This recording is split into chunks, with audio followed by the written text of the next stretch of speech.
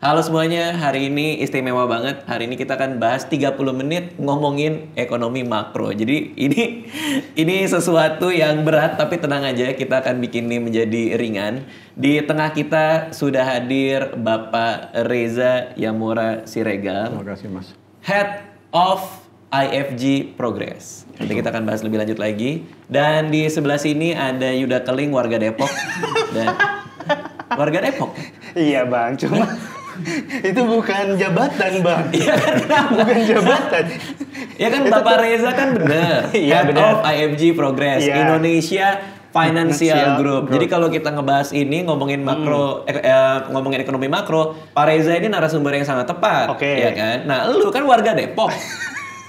Enggak, gue itu ini bang. Gue CFG, Apa tuh? Citayam Financial Group. Ada. Lu nggak usah ngarang. Gue bikin lu. sendiri bang. Ini orang-orang Citayam hari ngeliat ini lu. gue resmikan ada CFG. Oh gitu. Udah. Hari ini kita bikin ya grupnya tuh. Oke. Udah. Anggotanya. Anggotanya gue, Terus? ketuanya gue, wakilnya gue, bendaharanya gue. Tunggu dibubarin aja lo kalau itu. Oke, kenapa hari ini ada Pak Reza dan ada Yuda Keling juga? Itu kita akan ngomongin soal ekonomi makro. Karena nggak banyak yang tahu soal ekonomi makro itu apa. Padahal itu bersinggungan banget dengan kehidupan kita sehari-hari. Itu yang sebenarnya kalau kita lihat di koran apa segala macam, itu yang benar-benar menentukan hidup kita sebenarnya. Oke. Ya kan? Nah, kita langsung bahas aja dari definisinya. Pak Reza, apa itu ekonomi makro? Oke, terima kasih, Mas. Ya. Jadi kalau kita ngomong tentang atau menganalisa ekonomi ya, itu ada dua angle sebetulnya. Satu dari sudut makro, Oke. satu dari sudut mikro. Jadi kalau misalnya kita ngomong tentang harga beras, ya, produksi mobil, jumlah mobil berapa besar, electric vehicle berapa jumlahnya, itu kita ngeliatnya dari sudut industrinya. Oke. Bukan industri pertanian beras, industri otomotif ya. Nah ini berarti kita melihatnya dari angle mikro. Oh, mikro tuh malah industrinya, Malah bukan? industrinya. Karena hubungannya sama perusahaan gitu ya Pak ya? Spesifik, per sektor, misalnya Anda ngomong tentang BCA atau BNI, Mandiri, itu udah sektor perbankannya. Oke. Jadi melihat juga misalnya perusahaan di sektor tersebut. Jadi sangat mikro. Jadi kalau kita ngomong tentang mikro itu kan kecilnya kan ya. Kalau makro itu besarannya. Oke. Oke. Nah, jadi kalau kita ngomong tentang makro, kita ngelihat skala ekonomi nasionalnya, Oke. skala ekonomi globalnya, bukan ngelihat industri spesifik atau perusahaan spesifik. Oke. Jadi kalau misalnya kita ngomong tentang inflasi, inflasi nasional berapa, ya, itu kita ngomong makro. Tapi kalau kita ngomong tentang harga beras, itu ngomong mikro. Ya. Di inflasi itu ada banyak harga mobil, harga beras. Kalau kita ngomong tentang pertumbuhan ekonomi (PDB) yang selalu kita omongin bahwa Indonesia ekonomi tumbuhnya dengan sehat, Oke. ya itu kita ngomong makro. Tapi kalau kita ngomong tentang pertumbuhan sektor asuransi, itu mikro. Oke. Berarti kalau mikro tuh spesifik ya bang? Ya lebih lingkupnya lebih kecil kali ya kecil. Pak. Maksudnya Tadi kayak Yuda Keling ini kan dia kalau di industri namanya influencer mikro. Karena followernya masih kecil. Satu IG story 50.000 perak Pak. Kadang barter produk masih mau Pak dia Pak. Kadang 49 gue ambil juga tuh bang. Nggak apa-apa, nggak apa-apa. 49 masih diambil. Gue kira tuh ekonomi mikro, ekonomi tang amuba bang. Kenapa tuh? Mikro banget kan, amuba, spratazoa. Enggak ya? Nggak masuk, ya lanjutin aja, nggak apa-apa, nggak apa-apa. Ya, warga Depok Pak. Warga Depok, Pak. Oke, sepenting apa ya memang sebenarnya Pak untuk masyarakat umum tuh harus tahu lah minimal ngerti gitu istilah-istilah ekonomi makro ini gitu. Iya, karena kita kan Anda nggak hidup di industri Anda sendiri kan, Oke. ya kan? Ya. Dampak dari permintaan terhadap industri Anda itu kan nggak datangnya dari industri Anda saja, Ya. ya kan? Anda juga mesti lihat ekonomi Indonesia itu tumbuh atau tidak. Kalau ekonomi Indonesia tumbuh, orang Indonesia masih mendapatkan income yang cukup, kemungkinan besar permintaan terhadap industri Anda juga naik, Oke. ya kan? Oke. Kan itu juga menentukan. Kalau misalnya harga BBM tinggi, ya, membuat orang tidak punya purchasing power, tidak bisa membeli barang atau tidak bisa beraktivitas. Kemungkinan servis-servis di industri banyak hal juga tidak bisa tumbuh. Oke. Ya, jadi kita mesti melihat makro, karena impact dari makro itu berdampak terhadap spesifik industri. Oke. Dan sebaliknya juga sebetulnya. Iya, kayak Yuda ini lo bisnis bawang goreng kan? Betul. Dia suka ini Pak masak bawang goreng terus dijual di toples gitu. Iya. Kalau dia hanya memikirkan usahanya dia doang, Betul. dia kan nggak tahu kan. Misalnya katakanlah permintaan terhadap bawang dia kan menurun. Ini apa ada implikasi dari inflasi yang semakin tinggi kan? Betul. Sehingga daya beli masyarakat itu berkurang. Misalnya contoh Mas Yuda juga kalau mau menentukan harga bawangnya dia, kan nggak hanya dalam sektor bawangnya saja, bukan tanam bawangnya saja atau berapa suplai bawangnya, tapi termasuk juga harga BBM-nya juga, distribusinya, transportasinya dia, dan itu kan nggak di sektor bawang, itu kan di sektor misalnya minyak. Betul. Ya kan? Dan sektor transportasi ya. Iya benar Pak. Tapi kalau untuk BBM di bawang goreng saya sih masih nggak ngaruh ya Bang. Karena gue ngantarinnya masih jalan kaki kadang kan. Jadi nggak naik motor, kadang jalan aja. Emang usahanya juga mikro, Pak. Mikro banget. Sangat mikro, Pak. Sama ini Bang. Lo nganterinnya jalan kaki. Kadang. Sedih banget sih. Kadang naik sepeda. Iya. Apa mau nanya? Tadi kan ngomongin juga soal yang bisnis itu berkaitan sama ekonomi makro juga, itu juga ngaruh waktu itu ke bisnis gue Bang. Oke. Jadi waktu itu kan harga minyak goreng sempat tinggi-tingginya kan, dari yang awalnya 26.000 jadi 52.000 per liternya. Betul. Dan gue Nah, memutuskan untuk nggak menaikkan harga bawang goreng gue. Keren nggak? Akhirnya penjualannya cuma bikin rugi doang. Lebih ke bodoh sih sebenarnya. Ternyata Bukan nggak keren keren. ya. Iya. Lebih ke bodoh. Lebih ke nggak bisa bisnis itu. Iya. Ternyata otaknya juga mikro, Pak. Oke, kita nanya ke Pak Reza nih bagaimana kondisi dan perkembangan ekonomi makro di Indonesia nih. Tadi kita udah ngomong kan ya beberapa definisinya. Kondisi Indonesia sekarang. Kalau kita melihat konteks Indonesia, kita juga mesti lihat dari konteks global. Kayak tadi saya bilang, Anda nggak bisa ngomong tentang industri bawang goreng tanpa melihat sektor yang lain. Jadi kalau kita mau bilang Indonesia ini dalam kondisi baik atau tidak, kita juga mesti ngomong dibandingkan dengan negara lain bagaimana, kan begitu ya. Nah, jadi kalau kita lihat data IMF misalnya, ya International Monetary Fund ya, itu mereka mengantisipasi pertumbuhan ekonomi tahun ini dunia cuma 3,0%. Oke. Nah, Indonesia itu kisaran 5 sampai 5,1 masih bisa. Ya. Dan kita malah semester 1 6 bulan pertama tahun ini tumbuh di atas 5. Ya. Inflasi dunia tinggi, ya kayak misalnya kita ngomong tentang Eropa, Amerika, inflasi itu pernah sempat masuk ke 8, 9, 10%. Ya, nah kita saat ini inflasi kita sudah masuk terakhir bulan Juli sudah sekitaran 3%, 3, berapa persen. Jadi sudah masuk lagi ke target Bank Indonesia. Jadi pertumbuhan baik, price stable, gitu ya. Ekspor kita juga sangat kuat, ya. Jadi kalau saya melihat 6 bulan pertama ini banyak sekali investor asing yang sangat bullish ya. Kalau bullish itu istilah di ekonomi itu sangat confidence bahwa dan pengen masuk dan invest di Indonesia. Ya, jadi itu datanya begitu. Berarti indikator makroekonomi Indonesia dibandingkan negara lain kita ya, maksudnya dan baik. Ya, bukan saja ya, kita among the best ya. Berarti kalau yang kemarin tahun lalu heboh soal bakal resesi gimana tuh Pak? Iya, memang ketakutan kita tiba-tiba ada konflik Rusia sama Ukraine kan di Februari tahun 2022. Itu nggak pernah ada kepikiran bahwa Rusia akan masuk ke Ukraine. Kita pikir ya political tension saja, tapi tidak terjadi war. Nah, kemudian pas waktu war itu terjadi, ada retaliasi dari Amerika dan allies-nya dia ya, sekutunya dia. Ya, mengstop misalnya supply dari produk-produknya Rusia, produknya Ukraine gitu ya. Dan ini kan Ukraine sama Rusia tuh you name it, energi, gandum, makanan, gandum, itu semuanya produksi dari mereka. Mereka jadi memproduksi banyak barang-barang yang kritikal.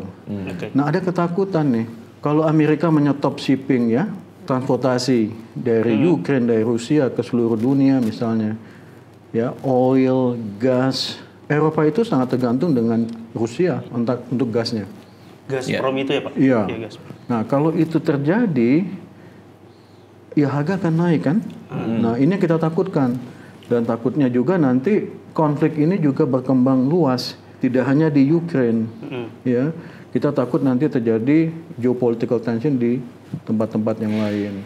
Nah ini yang sempat terjadi ketakutan, ada kemungkinan dunia ini akan resesi. Dan kita mesti ingat, 2021 kan kita baru keluar dari COVID. Jadi ekonomi dunia ini juga lagi dalam posisi yang tidak sehat. Baru sembuh gitu ya, baru akan kembali. Nah tiba-tiba masuk geopolitical tension ini. Bang, berarti Pak juga mau nanya, berarti yang terjadi di luar itu kan berkaitan sama apa yang terjadi di dalam negeri, Bang. Misalkan kalau yang paling baru terjadi tuh Jepang membuang limbah nuklirnya ke muka lo? Bukan. Oh, bukan. Kan gue nggak tahu. Jauh banget, Bang. Ya, gue nggak ngerti di mana itu dibuang, apa ke muka lo atau niat banget. Yaudah sih, dia yang datang atau gue yang nyamperin ya Bang, gitu ya Bang. Lu tinggal tiduran aja sih. Enggak. Kayaknya yang terjadi di luar tuh Jepang membuang limbah nuklirnya ke laut ya. Sampai PM Jepang tuh Perdana Menteri Jepang membuktikannya lewat makan sushi katanya tetap aman. Nah yang saya mau tanyain Pak, kalau dia membuang limbah nuklirnya ke laut, itu tuh akan berpengaruh sama harga ikan asin di Indonesia gak ya Pak? Kan ikan jadi rusak Bang, enggak ya? Gak masuk ya Bang? Lo nanya serius apa enggak? Lo ngebecandain Pak Reza berarti? Enggak Bang, gue tadi udah jauh-jauh datang tiba-tiba nanya ikan asin. Enggak, ini kan konsumsi ininya dia, utamanya dia. Bener, karena jadi masker Pak dia. Enggak, kenapa masker? Kenapa ikan asin jadi masker? Enggak bisa dong, tajam dong. Enggak, tapi maksud pertanyaan Yuda mungkin adalah apakah segitu berpengaruhnya Bang, tadi yang terjadi di luar tuh emang pasti berpengaruh ke kita atau kita tuh emang punya ekonomi yang cukup kuat dia apapun yang terjadi di luar kita bisa tetap baik-baik aja gitu Pak. Maksudnya tuh kayak pengen ke arah sana sih pertanyaannya. Kita tuh ekonomi yang kuat ya. Apa karakteristiknya? Satu, kita punya populasi 270 juta orang. Kalau negara kecil Mas, konsumsi macam-macam kan berarti mesti tergantung dari negara luar ya. Permintaan barang kita dari luar. Kalau kita punya 270 juta, India punya 1,4 miliar. Bisa kayak gitu. Negara-negara seperti India, Indonesia, dia punya kapasitas untuk domestik ekonominya sendiri tuh cukup robust, cukup stabil gitu ya untuk menjaga menopang ekonomi Indonesia. Jadi kalau misalnya kita mau ngomong angka, 55% dari PDB kita itu private consumption, konsumsi orang Indonesia. Jadi kalau Anda tenang, makan, tidur, ikan teri Anda bisa Anda makan dengan tenang, itu sendiri udah 55% dari PDB. Nah tapi kita ini negara terbuka. Kita jual beli barang dengan luar. Investasi kita banyak dari luar juga. Cina itu sebagai misalnya contoh, ya kan? Banyak investor Cina yang masuk ke industri kita macam-macam, mulai dari kereta api cepat sampai industri sumber daya alam kan. Nah ini kan faktor luar itu sangat penting buat kita. Jepang investor besar. Anda lihat di jalan itu banyak sekali mobil-mobil dari Korea. Nah jadi kalau ada apa-apa dengan mereka, ya otomatis kita juga ada berpengaruh. Walaupun kita tetap kuat secara domestiknya itu, tapi baru di 55% ya Pak. Jadi 45%-nya masih bergantung sama keadaan di luar. Iya, hampir tidak ada di dunia, mungkin Korea Utara kali ya. Yang benar-benar negara tertutup ya. Kita bukan negara tertutup kan, kita kan terbuka. Ya jadi kecil besarnya policy luar negeri pun juga berpengaruh kita gitu. Terutama tadi kan Pak Reza juga ngomong soal perang Rusia Ukraina aja, itu bisa mengkhawatirkan kita malah bisa kena resesi gara-gara itu. Kalau misalnya terjadi kayak begitu, yang terjadi apa? Kan harga minyak naik. Ingat nggak awal-awal 2022 yang harga minyak di pompa bensin loncatnya bisa tiap minggu kan? Iya betul. Itu kan akibat dari tensi di luar, bukan masalah produksi di dalam negeri. Selama kita negara yang tidak bisa menghasilkan semua barang, dan itu biasanya karakteristik semua negara, tidak bisa kita cukupi sendiri, berarti kita akan tergantung dengan import dari luar. Kalau kita memproduksi barang yang ekstra, misalnya contohnya kelapa sawit, ya kita kan nggak semua kita bisa konsum di dalam, kita mesti ekspor. Nah ini kan berarti kan import ekspor itu kan hubungan dengan ekonomi luar. Kalau situasi di luar juga lagi bermasalah, ekspornya juga jadi bermasalah, ketahan gitu ya Pak? Ekonominya nggak jalan ya Pak? Permintaan terhadap barang Anda berkurang kalau dunia di luar lemah. Oke, nah aku tertarik bahas soal IFG-nya nih, Indonesia Financial Group. Kebetulan Pak Reza kan Head of IFG Progress ya. IFG itu sendiri apa Pak sebenarnya gitu? Karena masih banyak yang asing juga kan? Iya, jadi kalau tadi kan kita ngomong tentang resiko kan. Nah resiko ini kan mesti dimitigasi. Ya kan? Makanya di sini ada sektor asuransi. Ya kan? Nah sektor asuransi inilah di mana kami Indonesia Financial Group itu berkecimpungan. Jadi kami itu holding. Jadi holding dari state-owned enterprises (BUMN) betul. Di sektor asuransi. Jadi kami misalnya kayak ada Jasindo, Jasara Harja, ya, ada IFG Life. Nah ini di bawah unit kami. Ada juga kami penjaminan. Jadi asuransi kredit namanya Askrindo. Ya, jadi bank itu pada waktu dia memberikan kredit, ya, ke Anda kemanapun juga, dia kadang-kadang diasuransikan juga. Kalau kreditnya macet. Kalau Anda nggak bisa bayar, kami yang bayarin. Pak, nunjuknya ke saya aja kayaknya Pak. Kalau Bang Radit kayaknya lancar bayarnya Pak. Kalau Anda nggak bisa, bener juga sih Pak. lagi dalam masa itu ya. Iya. Nah, jadi ada juga penjaminan dan juga ada unit yang ada hubungan dengan aset management. Contohnya kayak Bahana Sekuritas. Berarti ini ke investasi ya? Investasi. Reksadana dan Exactly. Jadi kita ada yang ininya, ada yang Bahana TCW, jadi investasi. Jadi ini sebetulnya cukup komplit ya, dari menjual risk mitigasinya, mengasuransikan loan Anda, ya, dan juga menginvestasikan apa yang Anda butuhkan di Bahana misalnya security atau Bahana TCW. Jadi kami itu semua tuh ada 16 anak perusahaan di bawah IFG Holding. Tujuannya itu memperkuat ya industri BUMN ini yang di asuransi dan penjaminan, karena makin berkumpul kan berarti kan aset size-nya makin gede ya Mas ya. Kita kumpulin semua kan jadi kan asetnya, ekuitasnya jadi makin kuat. Kemudian juga kita ngomong tentang efisiensi.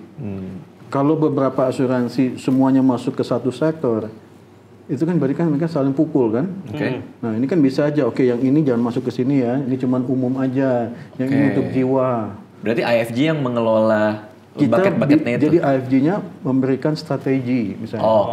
Supaya kita ini, dan juga pengawasan. Pengawasan juga ada di dalam? Iya, jadi pengawasan dalam arti kata ya kita memastikan reformasi yang ada di anak perusahaan itu juga berjalan. Itu dia ada compliance-nya kah atau good governance-nya gitu ya? Good governance-nya, corporate governance-nya, resiko manajemennya.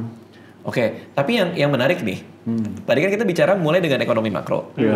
Terus tadi aku sih masih memahami ya implikasi dari investasi ke ekonomi makro. Tapi kalau kita bicara asuransi, ada asuransi, ada penjaminan, di bagian mana dia punya implikasi ke makroekonominya? Kalau Anda investasi, apa sih tujuan Anda? Mengembangkan aset mengembangkan jadi aset kan, mendapatkan return kan, ya kan, jadi supaya Anda untung kan. Nah tapi kan dalam hidup Anda itu kan ada dua aspek, satu bagian menerima income kan, satu bagian spending, ya kan. Pada waktu Anda ngomong laba rugi, itu kan yang masuk dikurangin yang keluar kan. Nah resiko yang keluar ini juga bisa jadi gede banget loh. Misalnya contohnya tiba-tiba Anda sakit. Ya? Boleh ke karena emang ke depan aja. Jangan Pak, banyak orang yang sakit Pak. Ratusan ribu orang berarti. Saya bingung loh gituin loh. Maksudnya dia gini tiba-tiba kan enggak. Madep belakang enggak ada orang sih Pak. Iya, misalnya sakit Pak. Kan sakit. Berarti kan Anda nggak bisa kerja. Investasi Anda mungkin nggak jalan. Ya. Dan cost of rumah sakit kan mahal. Kita pengalaman dengan COVID. Ya, jadi health penting sekali. Maaf ya, kalau misalnya ada kecelakaan, mobil Anda tabrakan atau mobil Anda hilang, itu kan ada resiko kan? Nah ini kan resiko-resiko yang Anda melihatnya dari risk mitigasi proteksinya. Tapi kalau Anda nggak jagain, yang namanya laba itu nggak cuma dari pendapatan, itu juga dari pengeluaran Anda. Anda mesti jaga pengeluaran Anda itu juga bisa di manage. Kalau pengeluaran Anda tiba-tiba loncat gede, return Anda gede pun juga hasilnya nggak bagus. Ya, aku ngeliat ada dua aspek sih. Yang pertama adalah biaya yang tiba-tiba besar. Betul. Karena ada sebuah kejadian yang tidak terduga. Itu kan harus keluar tuh. Iya. Yang kedua adalah kehilangan potensi pendapatan karena kejadian tersebut. Ya kan? Kayak tadi kita bicara kan masih soal kesehatan, tapi bisa aja soal alat produksi kah gitu kan? Alat produksi Alatnya tiba-tiba hilang misalnya atau alatnya rusak. Berarti IFG sendiri mengelola perusahaan-perusahaan yang memberikan asuransi di luar asuransi kesehatan juga? Oh ya, kita ada namanya asuransi umum kan. Jasindo itu asuransi umum. Kita asuransi itu besar sekali. Jadi mulai dari kami juga misalnya ngurus asuransi pertanian contohnya. Contohnya misalnya petani, ya petani menanam, gagal tanam. Kalau dia tidak asuransi, ya hilang semua kan. Tapi kalau diasuransikan sama dia, kita bisa kasih dia bantuan balik modal karena diasuransikan. Oke, aku tuh iya Petani aja ada ya Pak? Ada asuransi. Karena selama ini kan yang masyarakat tahu kan masih terbatas kesehatan ya kan? Ya. Atau jiwa atau Itu tuh, apa. Ternyata di bawah IFG ini juga ada banyak perusahaan-perusahaan yang sifatnya bisa asuransi umum. Ya. Atau hal-hal yang berkaitan dengan asuransi. Asuransi Jadi kredit tadi kalau ada. yang kesehatan itu namanya leadingnya ke asuransi jiwa. Oke. Kalau yang lain itu asuransi umum kebanyakan. Jadi misalnya kayak kita ngomong tentang, misalnya gini, Anda beli barang dari luar, ya, Anda shipping pakai e-commerce, Oke. ya kan. Nah, untuk memastikan barang itu sampai dalam kondisi baik, ya kan. Misalnya e-commerce itu bilang, ini ada fasilitas asuransi. Jadi kalau in case di jalan itu barang itu kenapa, asuransi akan bilang, oke, kami akan ganti. Oh, I see. Tapi apakah ini kaitannya dengan IFG International Conference ini? Kan saya dengar mau diadakan juga nih. Yang saya tahu tahun lalu kan udah pernah ada. Sudah, ini yang kedua kayaknya. Ini yang berikutnya yang tahun 2023 gitu. Itu akan ngebahas apa? Tema spesifiknya apa? Nah, kami ini dari IFG Progress. IFG Progress itu a think tank, ya research unit dari IFG. Tugas kami itu mengidentify apa sih masalah di asuransi. Kenapa asuransi itu penetrasinya rendah? Literasinya kenapa masih rendah? Kebijakan apa yang kita bisa sodorkan ke pemerintah? Atau bagaimana kita bisa membantu pemerintah membuat kebijakan untuk mendorong perkembangan di sektor asuransi. Nah, jadi ini yang kami kerjakan. Nah, dari identifikasi masalah tadi, kami kemudian expose itu ke publik. Caranya bagaimana? Kita nulis publikasi, research, ya, research paper, studi. Itu kita taruh di website. Siapa aja bisa mendownload, ya. Kita engage dengan universitas. Ya, tiap tahun itu 4-5 universitas kita datang. Nah, conference ini terutama untuk international conference. Jadi isu yang tadi sudah kita identified, ya, kita conference kan, kita undang policy maker, kita undang otoritas kayak OJK. Berarti government ya? Ya, government, kita undang OJK, kita undang LPS, kita undang Kemenek BUMN, Kemenq, industri, asosiasi asuransi. Ini loh isu-isunya. Nah, di international conference itu juga yang namanya masalah asuransi ini kan bukan masalah di kita saja, di banyak negara. Kita kemudian identify di negara mana isu yang kita ada ini sudah mulai diselesaikan atau sudah mulai ada solusinya. Kita undanglah speaker atau panelis dari negara tersebut untuk dia bisa kemudian sharing knowledge, ya, bagi-bagi ilmu sama kita. Ini loh masalah kami, ini cara kami menjelaskannya, ini kami menyelesaikannya.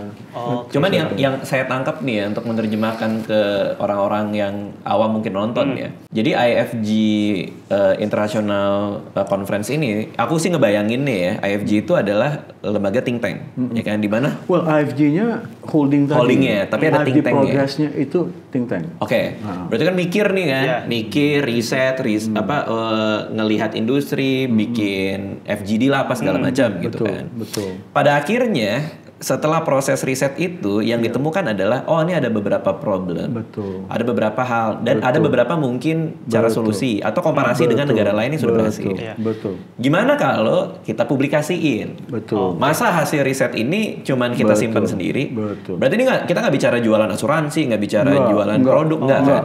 Kita mempresentasikan hasil dari pemikiran-pemikiran kita. Jadi konferensinya itu malah untuk masyarakat awam Bang, bukan untuk bisnis-bisnis yang di bawah IFG. Sebenarnya gini, kalau Anda melihat institusi, ya, dan institusi itu secara disiplin, ya, benar-benar ada researchnya, dia menganalisa industrinya, dia menemukan isu-isunya, kemudian mencoba men-sharing gitu ya, pengen membantu semua gitu ya, tidak hanya cari uang bisnis. Itu kan kredibilitas dari institusi IFG itu kan sebenarnya naik ya. Kepercayaan orang terhadap IFG sebagai brand itu juga naik kan. Ya otomatis nanti orang juga akan, IFG itu apa sih? Produk apa saja sih yang dijual oleh IFG? Jadi kita menjual barang itu kan nggak langsung mesti bawa bawangnya kan. Tapi kan Anda tunjukkan bahwa quality sebelum jadi bawang, bagaimana Anda memprosesnya itu sendiri sudah. Dan ada landasan teoritis yang kuat sehingga legitimasi dari perusahaan di bawahnya itu pun orang juga tenang gitu lah. Ini orang dia mikirin banget kok gitu kan. Nah cuman yang aku penasaran nih, buat para stakeholdernya, katakanlah kayak pemerintah sebagai policy maker atau pelaku industri, conference ini pasti berpengaruh banget karena buat mereka wah ilmu nih ya kan. Tapi buat orang awam nih, gimana nih kaitannya? Apakah mereka boleh datang? Oh ya, boleh. Ya, jadi setiap kami bikin conference itu kami open ke publik. Jadi kami sebarkan registrasi linknya. Dan kalau sudah penuh, karena memang kita nggak bisa onsite-nya nggak bisa unlimited ya, kita ada streamline. Jadi ada yang live streaming. Online maksudnya? Online. Jadi kita jadi malah kita kalau memang udah penuh di ini, kita encourage mereka untuk masuk ke yang online-nya. Aku penasaran profil orang yang masyarakat umum yang ikut. Di tahun lalu tuh profilnya kayak apa? Apa mahasiswa kah atau? Jadi contohnya gini aja Mas, yang quite interesting ya, karena kita kan baru 2 tahun ya, tahun kedua ini. Jadi bulan Mei itu kita bikin national conference. Kalau ini kan international conference. National conference itu kita undang siapapun juga, mahasiswa, anyone, industri, untuk mengirimkan abstrak dari research yang mereka pikir isu-isu apa saja penting tentang asuransi. Kami pikir cuma 30-40 abstrak aja kami udah senang dapat Mas. Yang datang itu lebih dari 200 abstrak. Yang akhirnya kami harus pilih cuma bisa 70 karena kami nggak cukup ruangannya. Ya, cuma 70 paper. Ini dari luar negeri juga datang Mas. Jadi Indonesian student atau yang mengadakan penelitian tentang asuransi di Indonesia yang di luar itu juga ngirimkan abstraknya 200 lebih.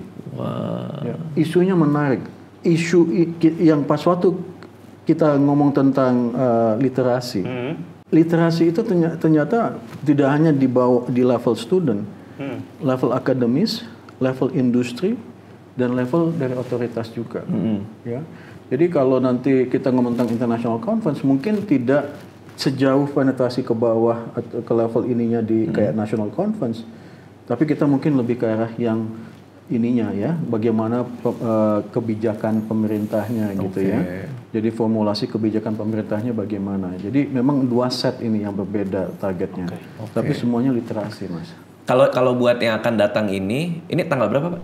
19 sampai 20 September. 19 sampai 20 September. Ini kalau yang nonton tertarik bisa datang? Bisa datang kalau memang space-nya masih ada. Karena ini kan first come first serve.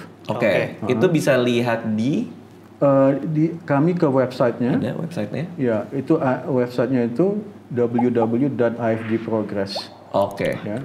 Kalau kita Google aja IFG Progress. Nah, nanti di situ ada website linknya.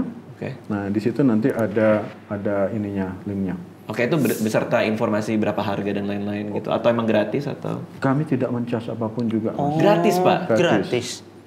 Pak datang lah. Gue langsung senyum tadi pas bilang gratis tuh, gratis ternyata. Pak hati-hati Pak, dia mungkin jualan bawang Pak di situ.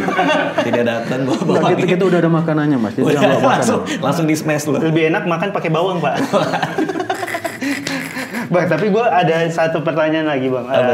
Tadi kan konferensinya kalau yang internasional itu kan lebih hasil riset yang tentang asuransi dibawa ke Indonesia. Nah untuk masyarakat umum yang datang, dampak paling nyata yang dia dapetin tuh apa Pak? setelah dia tahu hasil riset itu apa, bisa memutuskan asuransi yang cocok buat dia itu apa atau kayak gimana?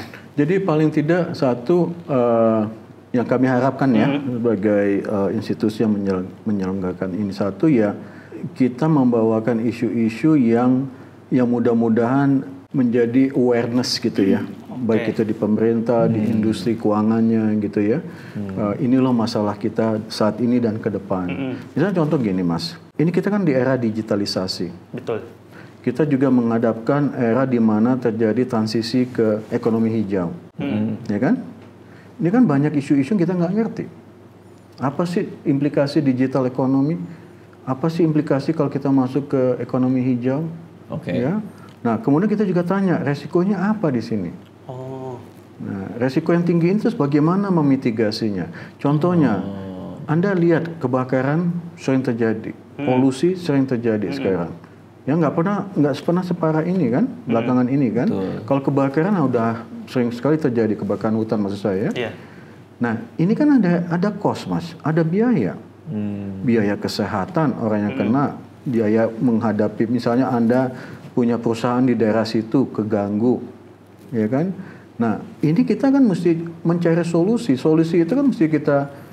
Nah, salah satunya bagaimana kita mitigasinya, bagaimana kita membantu dengan asuransinya. Jadi dengan ikut kita jadi aware sama keadaan sekitar biar apapun yang kita lakukan kita tahu resikonya nanti ke depannya kayak apa gitu Pak. Jadi kita juga aware bahwa ini ke depannya Indonesia ini sebagai negara salah satu negara yang misalnya ke expose karena memang natural kita ya, misalnya terhadap isu ekonomi hijau, ya, isu digital. Kayak misalnya contoh juga, sekarang kita pengen masyarakat kita punya akses ke sektor finansial, ya kan? Kita maunya jangan cuma yang di Jakarta atau di kota besar, tapi sampai semua pelosok, ya kan? Nah, digital kan bisa membantu, ya kan? Digital itu bisa membantu kan, prosesnya bisa kita bantu.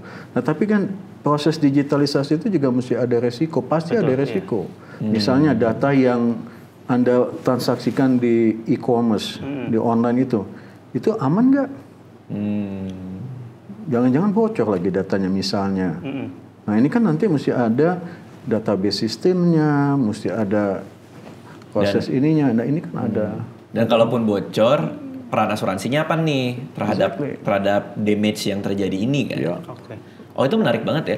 Cuman aku penasaran nih ya. IFG ini holding terhadap banyak perusahaan BUMN. Semuanya BUMN Mas. Iya, maksudnya semuanya BUMN. Dan ada yang asuransi, ada investasi dan lain-lain. Yang menariknya, aku pengen tanya nih, kenapa spesifik di persoalan asuransi untuk yang 2023 ini gitu? Apakah nanti juga dibahas yang soal sisi investmentnya tuh gimana tuh Pak? Jadi kalau kita ngelihat asuransi, aktivitas asuransi, itu ada dua angle. Satu asuransi, sektor asuransinya. Anda ya membayar ke saya premi asuransi untuk saya menanggung misalnya kesehatan Anda. Gitu, kalau in case Anda sakit. Nah, itu kan uang itu saya terima kan dari banyak teman-teman di sini misalnya. Nah, uang itu kan saya mesti investasikan ya Mas ya. Karena kan nggak mungkin saya cuma taruh aja di bener. Iya kan? Itu kan karena itu kan mesti, apalagi kalau misalnya asuransi jiwa itu kan bisa 20 tahun, 25 tahun ya sepanjang umur hidup Anda lah ya kan. Nah, itu kan mesti diinvestasikan uang itu. Yang kontribusi Anda tiap tahun untuk sampai Anda nanti let's say pensiun di umur 55 baru Anda ambil. Sekarang Anda misalnya 30 kan mesti 25 tahun lagi. Iya. Ya kan? Nah, uang yang masuk itu, stream of income yang masuk itu kan mesti diinvestasikan. Ya kan? Iya. Nah, ini nanti dijagai oleh tim kami di Bahana Sekuritas, di Bahana TCW. Jadi kami one full service in that sense. Kita punya asuransinya, kita juga punya tim yang manage uang asuransinya. Karena kalau enggak nanti salah lagi. Yani uangnya enggak salah investasi, giliran Anda collect uangnya enggak ada uangnya. Bener. Kalau aku pribadi sih, aku asuransi itu pas usus buntu. Aku sempat operasi usus buntu, itu di cover semua.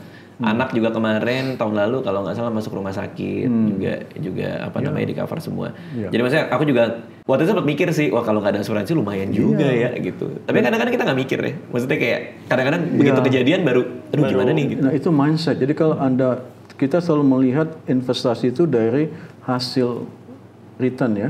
Kita nggak pernah menghitung itu dari sudut pandang kalau kita pengeluaran. Oke. Sedangkan mesti untungnya kan yang namanya anything that we do itu kan dari laba rugi kan. Betul. Tidak hanya dari uang masuk. Iya. Iya. Uang masuk dikurangin uang keluar. Ya, kalau uang masuknya gede, uang keluarnya lebih gede ya Anda rugi. Iya, betul. Oke, ini menarik banget pembahasannya ya, dan seru banget. Cuman karena kita berangkat dari ngomongin makroekonomi, kita akan tutupnya ngomongin itu juga. Oh, gue kira mau ngomongnya mikro banget nih, Bang. Apa tuh? Gue mau ada nih yang pertanyaan. Agen asuransi benar pendapatan per bulannya 3 miliar, Pak. Udah, jangan nanya yang gitu-gitu lu, suka mancing-mancing lu. Itu rame, Bang, di sosmed, ribut Bang. nanti orang di komen. Itu rame banget. Jangan lah nanya gitu-gitu lah. Sorry. Tapi Maaf, gimana Pak. Pak? Jangan. Oke, outlook-nya Pak. Ini kan bentar lagi kita udah melalui tengah tahun, sebentar lagi kan tahun ini berakhir. Outlook ekonomi makro Indonesia Pak. Paling nggak sampai akhir tahun gimana?